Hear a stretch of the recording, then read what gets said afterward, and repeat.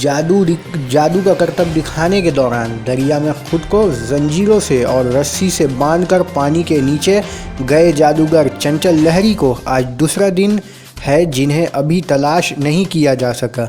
ख्याल रहे कि चंचल लहरी, जिनका स्टेज नाम जादूगर मुंडा के है, वो गुज़श्ता रोज़ हावड़ा ब्रिज के पिलर नंबर 28 के पास से खुद को जंजीरों से और रस्सी से बांधकर पानी के अंदर ये कहकर गए थे कि वो इससे कबल भी ऐसा करतब अभी से कई साल कबल दिखा चुके थे और इस वक्त उन्होंने खुद को पानी के नीचे से महज 29 सेकंड में निकाल लिया था। ताहम गुज़रे रोज़ जब वो तयशुदा वक्त के अंदर पानी से नहीं बरामद हुए तो वहाँ मौजूद तमाशबीन ने फ़ौरन नॉर्थ पोर्ट थाना को खबर दी, जिसके बाद र्यूरी पुलिस और डीएमजी की मुश्तरका टीमों ने उनकी पानी के अंदर तलाशी मुहिम का आगाज़ किया, लेकिन काफ़ी रात गुजरने के बावजूद उन्हें तलाश नहीं किया जा सका।